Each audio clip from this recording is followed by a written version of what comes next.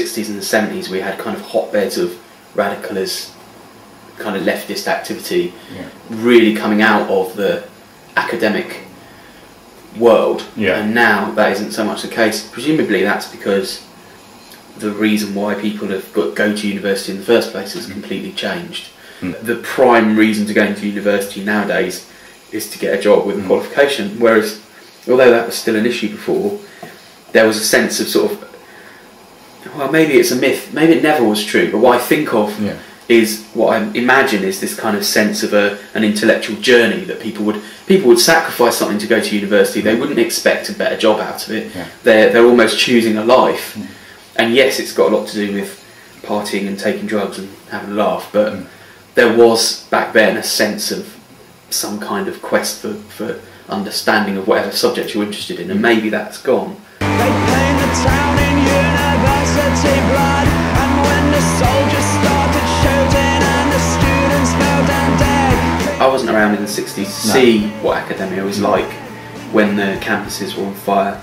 I think that there is a key reason, but it's countrywide and it's not linked to the universities, which would be comfort, which is that we're all, I mean, it's going to change, it's already started changing, but over the last decade or so we've become very comfortable and we've allowed our culture to reflect that in a negative way.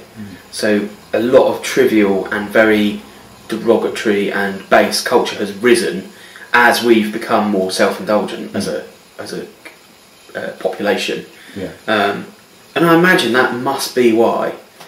But I'd still say that we aren't, as a population, apathetic compared to the 60s and the 70s. More people protested against Iraq than ever protested against Vietnam. And when there is an issue now that people feel really strongly about, I think they do gather and protest. But then very quickly what happens is, you know, we had enormous demonstrations against going into Iraq, but we did anyway. And the kind of will of the people was ignored. I mean, that's one of the things I've enjoyed about the biennial stuff, is that it's, in some cases, resensitising, because it's focusing from a slightly different perspective in some cases. You remember what it's like to care about this stuff, whereas it is just so easy for us to go, sod it, we've got lives to live, we've got our own, you know, it is very easy to put it out of our minds. The world is owned by 500 men, and everything is organised to benefit them. The rest of us... When I was at uni, because I studied pop music, so we were sort of writing songs and performing as part of our course. And my first group performance was a very, very political song, and totally driven by anger as well. So I probably, looking back, it wouldn't have been an effective, clever political song. It was just a rant. But I definitely got marked even more down for it because it was politically sincere. Because the marking team at that point, particularly one of them, were very interested in postmodernism and interested in the kind of pragmatic intellectualising of everything, and to have brought in passion into it at all was quite openly was a weak thing to have done. And it's almost the difference between sincerely making music in a form or taking a step back and going, well, I'm going to pastiche a funk track for these intellectual reasons, and that would be considered more valid. And maybe that's still the way. Blow me, the war is won, and I didn't have time for a protest song. I tend to come from the veneration of creativity itself point of view. When I I'll make the argument, do politics and music mix? I would never argue from the point of view of politics being important to talk about in music. I'd argue from the other end that musicians should be able to do what they like and leave me alone. You know, if I'm going to write a song about politics, that's my remit that I've given myself in an act of creativity. I definitely think that's where I feel most comfortable in that argument. Is that I want to be able to write whatever moves me to write at that moment, because creativity isn't a controlled process of deciding to do things. So you can influence it by placing yourself in that position. So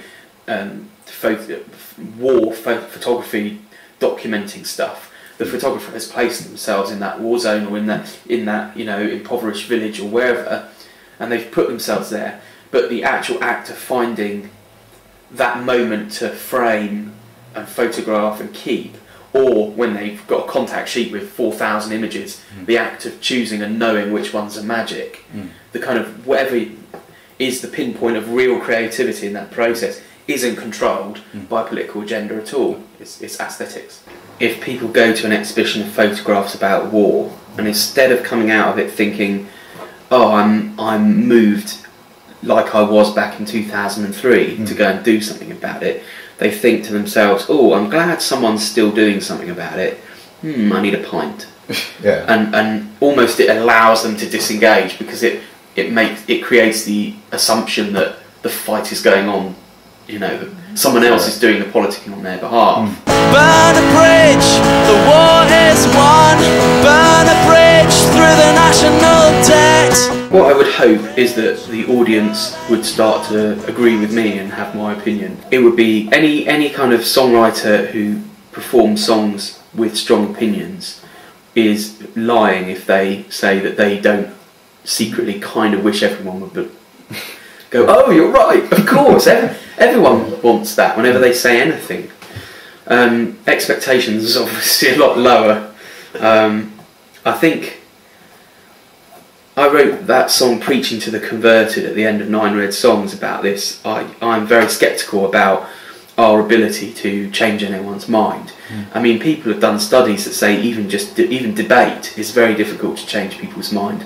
What changes people's mind in a debate is often nothing to do with the issues discussed, it's to do with the bearing of the person in the debate. So, for example, in the presidential elections, people aren't listening to the issue and saying, oh, well, I agree with that specific issue, that's slightly closer to me, so I'm going to change my mind.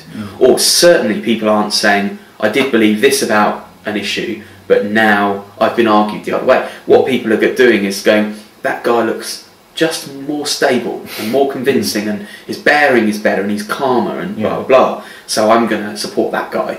And I think that's the way argument works, and maybe that's the way performance works. So when you look at the civilian dead, and there's a price on the president's head, I definitely think it can be. I mean, I definitely think, for example, in the biennial, there are some images there where you think, well, if the photographer is standing there and taking that photo and then taking it away and sitting on it, and only, I mean, this is, I don't know whether this is necessarily the case or not, but if you produce it, what I'm trying to say is, if you produce it immediately and you flash it around the world as an act of journalism or an act of witnessing, then you've done a service, you're trying to spread the message. But if 8 months later or 4 years later you're placing it in an art exhibition within the greater context of promoting your work as a photographer, then you're on really dangerous ground.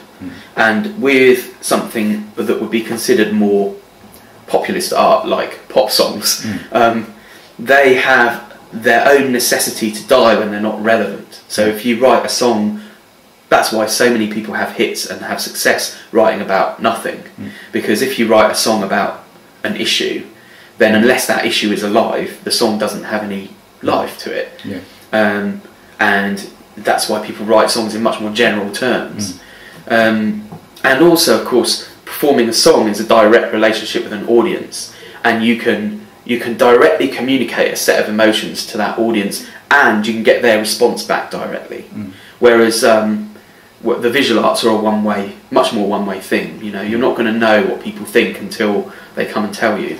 It's really hard to say whether those arresting images are positive or negative, and I do think they're positive in the sense that we are better informed, and in the sense that we are more in touch with what goes on around the world.